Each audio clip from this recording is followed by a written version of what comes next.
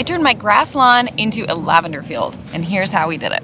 I don't think we need to tell you why we wanted to kill the grass, because I think most of us know by now that lawns, especially in North America, they tend to be water sucks, and in a lot of parts of North America we are dealing with water shortages, so they're just ecologically not the best thing to plant. And if you're a garden and plant lover, don't you want more space to grow plants instead of just a boring lawn? That was our justification anyway. I decided I did not want this boring lawn anymore. I wanted to be growing something that was actually beneficial, something that we could use, and something that was pretty. Lavender is also very low maintenance, so compared to a lawn, when we're looking at mowing it and possibly fertilizing it and chemical treatments and those kinds of things that people use on lawns, you don't have to do any of that with lavender. It doesn't like fertilizer, it doesn't like excessive moisture, and you don't have to do anything to it other than the occasional weeding. And when we were making this decision to replace our lawn, why did we decide to go with lavender? Well, there's no one right answer other than I love lavender. I like to use it in dried floral arrangements. I like to use it as an herb. I like to use it in simple syrups and coffees and gifts. So I like that piece of it. But the other thing is that lavender is really well adapted to hot and dry climates. So even though it's not native to my area, it is adapted and it's not invasive. So whenever we're planting something that's non-native, we absolutely want to make sure that it doesn't exhibit any invasive qualities. That is, it's not going to spread or creep via rhizome or via seed. So lavender checks both those boxes. It doesn't spread aggressively. In fact, it really doesn't spread at all beyond where you plant it. So that's why we decided to go with lavender. It has exhibited great drought tolerance. Here in Colorado, I think we're at maybe 8 inches of precipitation so far this year, and we are headed into October. So we do not get a lot of rainfall. And our lavender field, we have not had to water once this year. So that just shows how very, very drought tolerant it is. When we established the lavender zone, we weren't quite sure how to go about it. There's so many different ways to kill your grass and to get going with the process of reclaiming your lawn. You can do a thick layer of wood chips, which takes quite a while. It can take up to a year or more to kill the lawn underneath if you're just using wood chips. We can do a sod cutter as well, which is just a machine that's going to manually remove your sod from your lawn. Now the downside of doing that is that you're losing a lot of organic matter when you do that. We're pulling up all those roots out of the soil and we're removing them from our site when actually that topsoil contains quite a few good nutrients and some good organic matter. So what we actually went with was tilling. Now we are a no-till farm and I hear all the time, I can't believe you tilled your beds. My theory is if you need to do a one-time till to get your garden established and then after that implement no-till strategies and practices, I think that's a fine way to go. So what we did was we did a till. Now we did not till in any compost and I'll tell you why. Lavender likes kind of crappy soil. In fact, it doesn't want a lot of extra nutrients in our soil, so we wanted to make sure we weren't putting in too much compost. So we didn't add any compost, we just tilled what was there. We manually removed the clumps of grass and then we planted our lavender. We chose to plant in rows just for ease with irrigation, but you could plant them randomly. You don't have to plant them in rows, and quite honestly, we haven't used our irrigation at all, so we probably could have planted them much more haphazardly to have a more natural look. While lavender is considered a xeric plant and it really doesn't take much water at all, it does need a little bit to establish, and if we hit a drought, it can be helpful to be able to water it if we need it. So what we did is really neat. We actually converted our existing sprinkler system. Remember there was grass here before, so we converted the sprinkler heads that we had here using a very simple conversion kit, and we just attached some 1/2-inch irrigation tubing.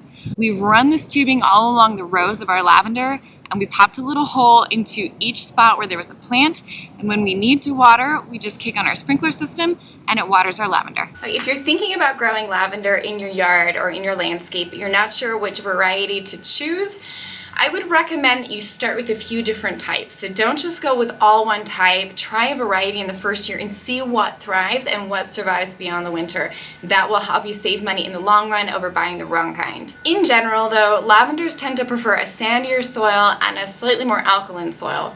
But here in Colorado we have pretty heavy clay and we've managed to keep ours surviving because we chose the right variety. We're talking about cold climates. English lavender tend to be more cold tolerant than the French varieties. So English varieties tend to be cold tolerant down to about USDA zone 5. Now zone isn't everything, but it can help inform what plants you're selecting. So when we're looking at lavenders, we want to go with a more cold tolerant one if we're in one of those colder zones. If you're in a warmer zone, a French lavender might do well for you. The other thing we need to consider is soil pH. So acidity or alkalinity. If our soil tends to be more on the acidic side, the English lavender tends to be more tolerant of that acidity. If your soil tends to be more on the alkaline side, then the French lavenders tend to be more tolerant of that alkalinity. So that's another thing to consider when you're looking at this. In terms of moisture, now we have clay soil. We mentioned that we went with a variety called Phenomenal. Phenomenal is a hybrid variety. So there's this other category of lavenders called hybrids. If you're in kind of an in-between or weird zone, sometimes those hybrids can be a good idea. The Phenomenal lavender has survived for us here in Colorado with a 100% success rate. So that's a really good sign that it's doing well with our heavy clay soil and that it doesn't mind our temperature spikes. Now we're also going through and we're planting native grasses in the walkways. So this is going to give us kind of the more prairie natural feel that I'm going for in our front yard. These grasses are going to get somewhat tall. Now, because these are walkways that we really don't use very much, I mentioned that lavender is pretty low maintenance, and so we're not having to go up and down those aisles very frequently. So there's not a lot of foot traffic. So taller native grasses are going to look really, really nice, and the lavender is going to pop up and out like a little purple surprise.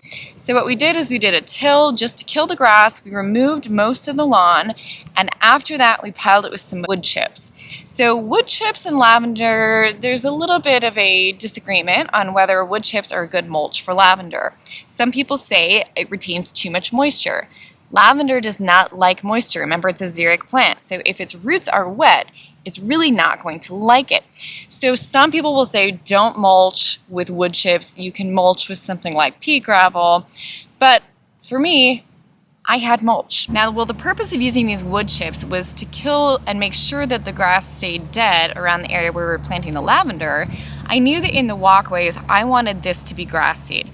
So in the meantime, I took some rolls of landscape fabric and we covered in between the lavender rows where I knew I wanted walkways. After a year of letting that landscape fabric shade out and kill whatever remaining grasses in the walkways, we seeded it. So now we did that, we're gonna remove all these rows of landscape fabric. We're just rolling it up because we will reuse this. It's a 20-year rated fabric, so it's actually really thick and heavy. It'll last a long time. We're gonna reuse it in a different spot to do the same thing to kill off some of the grass. And in the meantime, we're gonna rake this up and we're gonna seed in our native grass seed. You can see that the grass that was underneath this fabric is dead, and that was just from light deprivation. The reason that I used landscape fabric instead of plastic is because I wanted to preserve the soil life that was underneath it. If you use plastic, sometimes that can actually end up killing the soil life within the top few inches of soil. Yes, it can regrow, but in my mind, it was better to just not kill it in the first place. So Ajay over here is helping me to rake up the surface of the soil, and that's just roughing up the surface so the seed has something to kind of settle into and sink into. We're also gonna do a light coat of topsoil on top to help keep it moist and to help it germinate. This is a mix of native grass seed, so we're just gonna go ahead and apply this. Now you could mix this with sand if you had some sand to help with the evenness of the application. We don't have any, so we're just gonna apply it. We're gonna rake it in and then we're gonna put a little topsoil on top. We now have gotten our seed down. We have a layer of topsoil over the top of the seed. That's gonna help keep it moist while it's germinating. We're doing this about 6 weeks before last frost so that it has plenty of time to establish before frost sets in. You can seed in the spring or in the fall. The nice thing about doing it in the fall is that you're not competing with as many weeds as you are in the spring. So that's pretty much it, guys. That was the process for reseeding these walkways with native grass. Now, of course, we have lavender in here, which is not a native, but as our climate is changing, I do think it is worthwhile to think about plants that are adaptable to our climate as long as they aren't exhibiting invasive properties. So lavender doesn't spread by seed, it doesn't spread by rhizome, it does not exhibit invasive properties, and yet it's very drought and heat tolerant, which especially in dry Colorado that's getting even drier and hotter is key. So we've mixed in some great pollinator plants. There's lavender with the native grasses. Specifically, we have blue stem, blue grama, and prairie June grass here in these walkways. And between those two things, we're gonna have a super busy lawn full of pollinators, and it's gonna look beautiful as well. For now, I'm gonna go have a cup of lavender tea. I can't wait to see it when it's established. I hope you guys are excited too.